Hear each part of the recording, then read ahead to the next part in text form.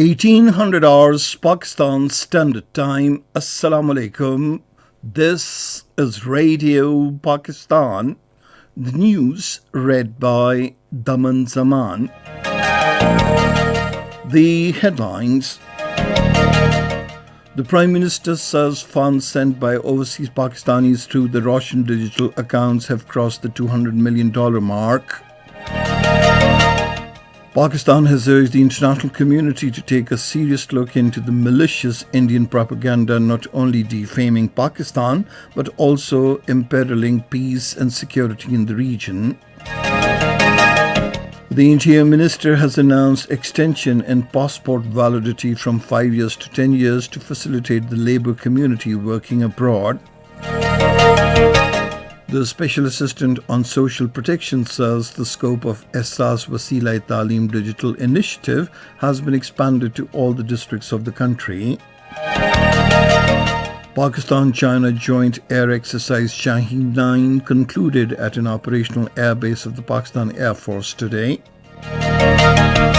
The United Nations has criticized the American President Donald Trump's decision to pardon 4 security guards of Blackwater serving jail sentences for killing 14 civilians in Iraq.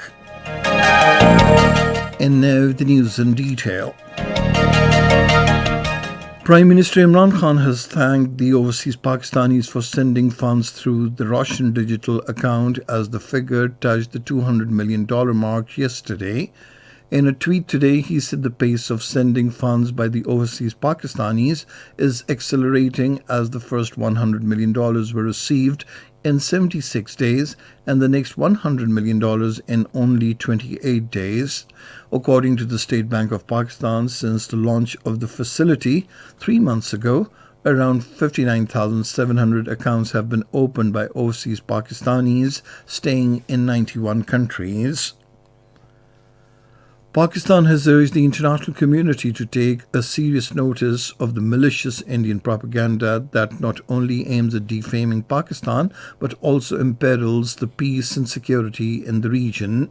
Addressing the weekly news briefing in Islamabad today, the Foreign Office spokesperson Zahid Hafiz Chaudhry said the unfolding of Indian face of India's anti-Pakistan propaganda and disinformation campaign have incurred embarrassment to the Bharatiya Janata Party government. He said the imposition of a fine on Republic Bharat Television by the British media regulator Ofcom on account of anti-Pakistan hate show is yet another manifestation of the BJP government's well-known smear campaign against Pakistan. Strongly condemning the unabated Indian state terrorism and extrajudicial killings of innocent Kashmiris, the spokesperson called upon the international community to take immediate cognizance of the aggravating situation in the Indian illegally occupied Jammu and Kashmir. To a query, Zahid Hafiz Chaudhry said Indian military pile-up under the BJP regime poses a serious threat to regional peace. However, Pakistani forces are fully capable to deal with any misadventure. The Interior Minister Sheikh Rashid Ahmed has announced an extension of the passport validity from 5 years to 10 years without any additional fee, aimed at facilitating the country's labour community working abroad, especially in the Middle East countries. Talking to the media persons in Islamabad today, he said the new passport will be issued at the previous fee of 3,000 rupees and this decision will be implemented from the 1st of next month. The minister said a new e-passport would be launched from April 28th next year, and it would help maintain data on modern lines and improve the country's image abroad. The Special Assistant to the Prime Minister on Social Protection, Dr. Sania Nishtar, has said the scope of Ehsaas Wasila-e-Taaleem digital initiative has been expanded from 50 districts to all the districts of the country. In a series of tweets today, she said Wasila-e-Taaleem digital program is a conditional cash transfer program which provides monthly stipend of 2,000 rupees for girls and 1,500 rupees for boys enrolled in primary education. Those parents having children between the ages of 4 to 12 years studying from initial to primary level in schools registered with the Department of Education can enroll the children in the program to get benefit. Germany will provide technical assistance worth 1.95 billion rupees to Pakistan for the improvement of labour, social and environmental standards in the textile industry. An agreement to this effect was signed in Islamabad today by the Secretary Ministry of Economic Affairs Noor Ahmed on behalf of Pakistan and the German ambassador to Pakistan Bernhard Schickelheck. The German ambassador expressed his desire to enhance economic cooperation with Pakistan in future. The project is aimed at improving the framework conditions for the implementation of labour standards in the Punjab province. The Chief of the Army Staff, General Qamar Javed Bajwa, called on the Prime Minister in Islamabad today. The Director General ISPR, Lieutenant General Faiz Hamid, was also present on the occasion. Professional matters pertaining to Pakistan Army, external and internal security situation was also discussed. Concern was expressed over the continuous human rights violations in the Indian illegally occupied Jammu and Kashmir. Ceasefire violations and frequent provocative measures from the Indian forces along the line of control also came under discussion. It was resolved that the defense of the motherland will be ensured with the support of the entire nation at all costs. This is Radio Pakistan. Pakistan-China joint air exercise Shaheen 9 culminated at an operational airbase of the Pakistan Air Force today. Addressing the exercise participants, the Air Chief, Air Marshal Mujahid Anwar Khan, said the existing global security scenario, coupled with the evolving dynamics of air warfare, called for enhanced partnership between Pakistan and China.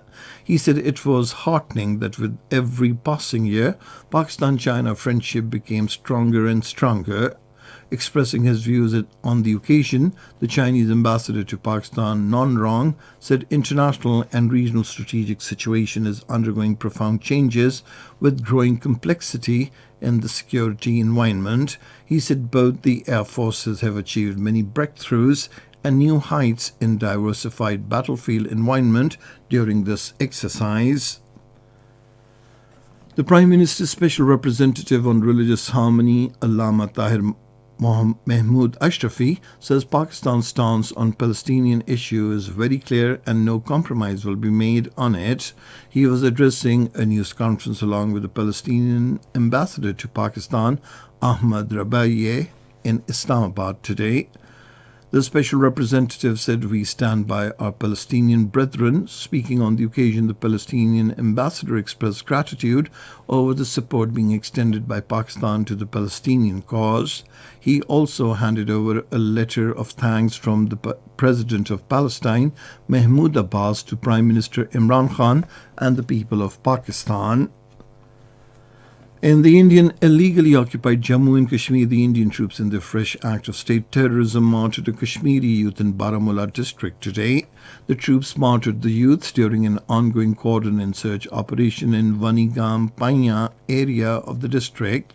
Meanwhile, people from all walks of life, including political experts and analysts, have said the Bharatiya Janata Party's anti-Muslim and anti-Kashmiri policies have further strengthened the Kashmiris' resolve to pursue the struggle for liberation of their motherland from the Indian occupation more vigorously and robustly.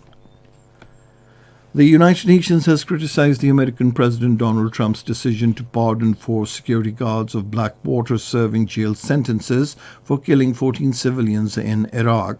The United Nations Human Rights Office spokesperson Marta Hurtado said in a statement that pardoning the 4 culprits for their part in the killings contributes to impunity and has the effect of emboldening others to commit such crimes in future.